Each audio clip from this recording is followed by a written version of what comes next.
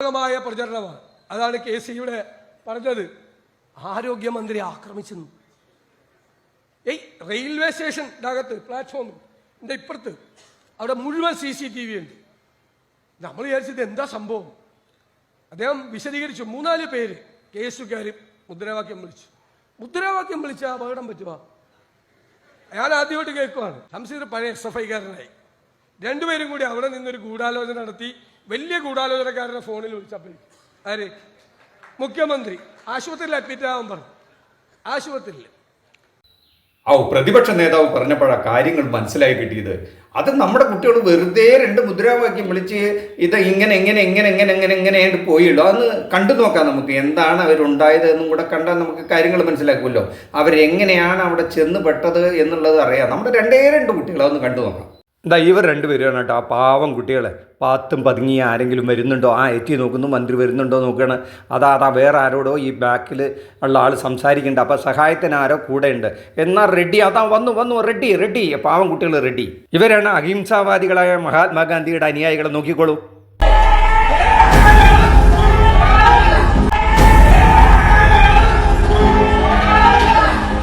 എന്തായാലും ഈ അഹിംസാവാദികളായ മഹാത്മാഗാന്ധിയുടെ അനുയായികൾ മുന്നോട്ട് കുതിക്കുന്നതാണ്, മന്ത്രിയുടെ അടുത്തേക്ക് നീങ്ങുകയാണ്. അല്ലാതെ ദൂരെ നിന്നുകൊണ്ട് കരിങ്കൊടി വീശി കാണിക്കുക എന്നുള്ള വിശുദ്ധ രംഗങ്ങളൊന്നും അല്ല നമ്മൾ ഈ കാണുന്നത്. മന്ത്രിയെ ലക്ഷ്യമാക്കി നീങ്ങുന്നു എന്നുള്ള കാര്യം. അവിടെ ആകെ ഒരു ബഹളം നടക്കുന്നു, ഉന്തും തള്ളും നടക്കുന്നു. അതിൽ മന്ത്രിക്ക് പരിക്ക് പറ്റുമോ എന്നൊന്നും അറിയില്ല. അതിനുശേഷം മന്ത്രിക്ക് വേദന ഉണ്ടായില്ല, നടന്നു പോകുമ്പോൾ വേദന വന്നു. അതൊക്കെ നാടകമാണ്, ഭയങ്കര മോണോ ആക്ടാണെന്നൊക്കെ പറയുന്നുണ്ട്. അതൊക്കെ വിവാദ വിഷയങ്ങളാണ്. പരസ്പരം അങ്ങോട്ടും ഇങ്ങോട്ടും ആക്ഷേപം ചൊരിയുന്നുണ്ട്. എന്തോ ആകട്ടെ, നമുക്ക് ഒരു കാര്യം ചെയ്യാം. നമുക്ക് കുഞ്ഞാലിക്കുട്ടി സാഹിബിനോട് ചോദിച്ചു നോക്കാം. അദ്ദേഹം കാര്യങ്ങളൊക്കെ മനസ്സിലാക്കി പറയുന്ന ആളാണ്. ഒന്ന് കേട്ടു നോക്കിയാലോ. വിഷലൊന്നും നോക്കിയിട്ട് അങ്ങനെ ഒരു അക്രമം കാണാനില്ല. അതാണ് നമ്മൾ വിഷൽ നോക്കിയിട്ട് കണ്ടാലല്ലേ അപലപിക്കുക. അപ്പോൾ അക്രമം ഉണ്ടായാൽ തീർച്ചയായിട്ടും അപലപിക്കുമായിരുന്നു. പക്ഷെ വിഷലൊന്നും നോക്കിയിട്ട് എത്ര തുടക്കം മുതൽ അവസാനം വരെ ഈ 2 ആൾക്ക് അവരടുത്തേക്ക് എത്താൻ തന്നെ കഴിയുന്നില്ല. എത്താൻ തന്നെ കഴിയാത്ത ഒരു സംഭവത്തിൽ ആക്രമിച്ചു എന്ന് പറഞ്ഞ് നമ്മൾ എങ്ങനെ ഒരു കമന്റ് പറയും? അതാണ് ഏറെക്കുറെ സത്യം മാത്രം പറയുന്ന കുഞ്ഞാലിക്കുട്ടി സാഹിബ്. അങ്ങോട്ടും ഇങ്ങോട്ടും ഒക്കെ ആ വീഡിയോ പലതവണ അങ്ങോട്ടും ഇങ്ങോട്ടും ഒക്കെ ഇട്ട് നോക്കി. ഈ 2 കുട്ടികൾക്ക് അവിടെ അടുത്തെത്താൻ പോലും പറ്റുന്നില്ല. നമ്മൾ ആദ്യം കണ്ട വീഡിയോയിൽ ഏതാണ്ട് ഒരു സ്ത്രീയുടെ ഒക്കെ അടുത്തെത്തുന്നുണ്ട്, ആ ഷർട്ട് ഇട്ട ആൾ അല്ലേ. അതെന്തോ ആവട്ടെ, നമ്മുടെ കുഞ്ഞാലിക്കുട്ടി സാഹിബിന് അത് കാണാൻ പറ്റിയിട്ടില്ല എന്നുള്ള കാര്യം തീർച്ച. അതുകൊണ്ട് അദ്ദേഹത്തിന് അപലപിക്കാൻ പറ്റില്ല. ആ കുട്ടികൾ എന്തെങ്കിലും തെറ്റ് ചെയ്തതായിട്ടൊന്നും മനസ്സിലാക്കാൻ കഴിഞ്ഞില്ല എന്ന് വളരെ സൗമ്യമായ ഭാഷയിലാണ്. അല്ലെങ്കിൽ അപലപിച്ച് പോയേനെ, അതിലൊന്നും ഒരു തർക്കമില്ല എന്നാണ് പറയുന്നത്. അടുത്തെത്തിയിട്ടുണ്ടെങ്കിൽ പോലും അപലപിച്ചേനെ എന്നുള്ളൊരു സ്റ്റാൻഡാണ് അദ്ദേഹം എടുക്കുന്നത്. ഇതിനൊക്കെ ഈ ഇടതുപക്ഷ ഗവൺമെൻറ്റിനെ കുറ്റം പറഞ്ഞാൽ മതി. അവരാന മണ്ടന്മാരാണ്. 2016 വരെ ഇത്തരം വിഷയങ്ങളൊന്നും തന്നെ ഇവിടെ ഉണ്ടായിരുന്നില്ല. സർക്കാർ ആശുപത്രിയിൽ ആരെങ്കിലും പോയിരുന്നു, അതിനെയൊക്കെ നേരെയൊക്കെ എടുത്ത് വൈകുന്നേരം 6 മണി വരെയൊക്കെ ഈ പ്രൈമറി ഹെൽത്ത് സെൻറ്റേഴ്സൊക്കെ തുറന്നു വയ്ക്കാൻ തുടങ്ങിക്കഴിഞ്ഞപ്പോൾ ജനങ്ങളൊക്കെ ഈ സർക്കാർ ആശുപത്രിയിൽ പോകാൻ തുടങ്ങി. അതിന് ചുറ്റുമുള്ളപ്പോൾ ഈ സ്വകാര്യ ആശുപത്രികളൊക്കെ ഏറെക്കുറെ പൂട്ടിപ്പോയി എന്നൊക്കെ പറയുന്നത് കേൾക്കുന്നത്. ഈ വക പ്രശ്നം അതിൽ കുറേ ആൾക്കാരുടെ തൊഴിൽ പോയി. അങ്ങനെ എന്തെല്ലാം ദ്രോഹമാണ് ഈ LDF ഗവൺമെൻറ് ചെയ്തത് എന്ന് മാത്രമല്ല, നാട്ടിലെ റോഡുകളൊക്കെ നന്നാക്കി. തീരദേശ ഹൈവേ, മലയോര ഹൈവേ, നാഷണൽ ഹൈവേ, ഈ നാടായ നാട്ടിലെ റോഡൊക്കെ നന്നാക്കിയപ്പോൾ എന്താ, ഈ ആൾക്കാരൊക്കെ നല്ല സ്പീഡ് പോകാൻ തുടങ്ങി, ആക്സിഡൻറ്റുകൾ വരാൻ തുടങ്ങി. അവിടെയും ഇവർ ഈ വേണ്ടാത്ത പണി ചെയ്തു വെച്ചു. സ്കൂളിലാണെങ്കിലോ അതൊക്കെ ബിൽഡിങ്ങൊക്കെ നന്നാക്കി കഴിഞ്ഞപ്പോൾ സർക്കാർ സ്കൂളിലേക്ക് ഫ്രീ ആയിട്ട് പഠിക്കാൻ വന്നപ്പോൾ കുട്ടികളൊക്കെ ധാരാളം വന്ന് പഠിക്കാൻ തുടങ്ങി. അതിൻ്റെ പണിയായിട്ട് എന്തായി, തൊഴിലില്ലായ്മ ഉണ്ടായിപ്പോയി. മൊത്തത്തിൽ ഇവരെല്ലാം കൂടെ കുളമാക്കി ഈ 10 കൊല്ലം കൊണ്ട്. ഇതൊന്നും പണ്ട് പ്രശ്നമേ ഉണ്ടായിരുന്നില്ല. അതല്ലേ ഇപ്പോൾ ഈ പ്രശ്നം ഉണ്ടാവാൻ കാരണം. അതുകൊണ്ടല്ലേ ഈ വീണാ മന്ത്രിയെ കരിങ്കൊടി കാണിക്കേണ്ടി വന്നത്. ഇത് പണ്ടുണ്ടായിരുന്നു. ഈ എവിടെ പോയി ഒരു കൊല്ലം 12 കോടി ജനങ്ങളാണത്ര ഈ സർക്കാർ ആശുപത്രി ചെല്ലുന്നത്. അതന്നെ 7 ലക്ഷത്തോളം പേരെ കിടത്തി ചികിത്സിക്കുന്നുണ്ട്. 2-2.5 ലക്ഷം പേർക്ക് സർജറികൾ ചെയ്യുന്നുണ്ട്. അപ്പോൾ അതിൻ്റെ ഇടയിൽ 10-15 കേസുകളിലൊക്കെ ചില വീഴ്ചകൾ സംഭവിക്കുന്നുണ്ട്. ഇതിപ്പോൾ ഒന്നും അന്ന് ഉണ്ടായിരുന്നില്ല. കാരണം എന്താ, ഈ പ്രശ്നങ്ങളൊന്നും അന്ന് അവിടെ നടന്നിരുന്നില്ല. ആൾക്കാരെ ചെന്നിരുന്നില്ല. അപ്പോൾ പിന്നെ പ്രശ്നം ഉണ്ടാവും. അതാണ് ഒരു നല്ല ഭരണാധികാരിയുടെ ലക്ഷണം.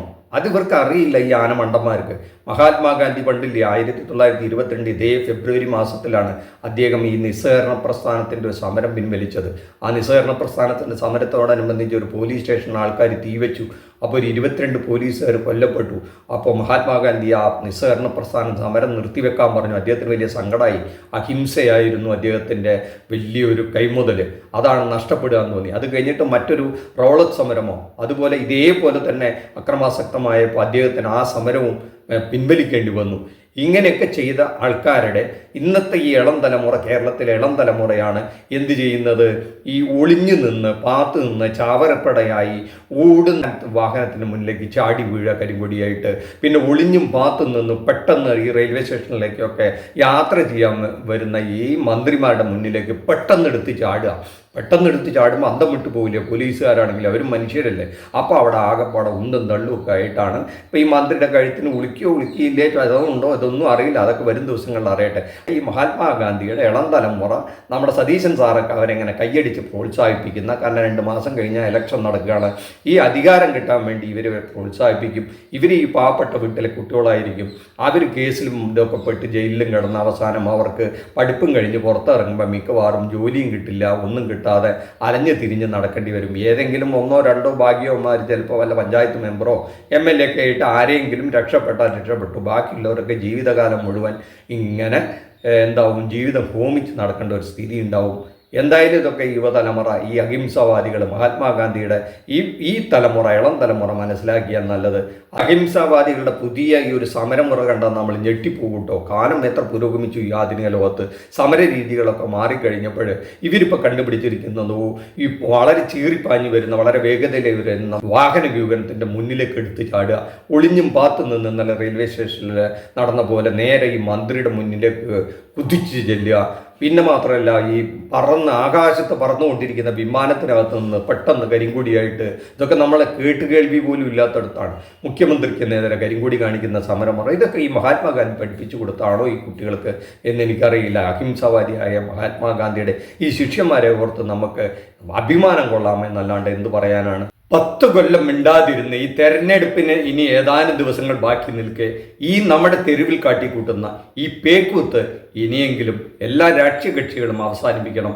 മാന്യമായ രാഷ്ട്രീയ പ്രവർത്തനം നടത്തണം. നാട്ടിലെ ജനങ്ങളുടെ ജീവിത പ്രശ്നങ്ങളെ അഡ്രസ്സ് ചെയ്തുകൊണ്ട് നിങ്ങൾ വോട്ട് ചോദിച്ച് ഭരണത്തിലെത്താൻ ശ്രമിക്കണം എന്ന് മാത്രമേ ഇവിടുത്തെ എല്ലാ രാഷ്ട്രീയ കക്ഷികളോടും പറയാനുള്ളൂ. നമ്മുടെ പ്രേക്ഷകർക്കും ഈ വിഷയത്തിലെ അഭിപ്രായങ്ങൾ പറയാം. നന്ദി, നമസ്കാരം. മറ്റൊരു വിഷയവുമായി മറ്റൊരു എപ്പിസോഡിൽ കാണുന്നവരെ താങ്ക് യു.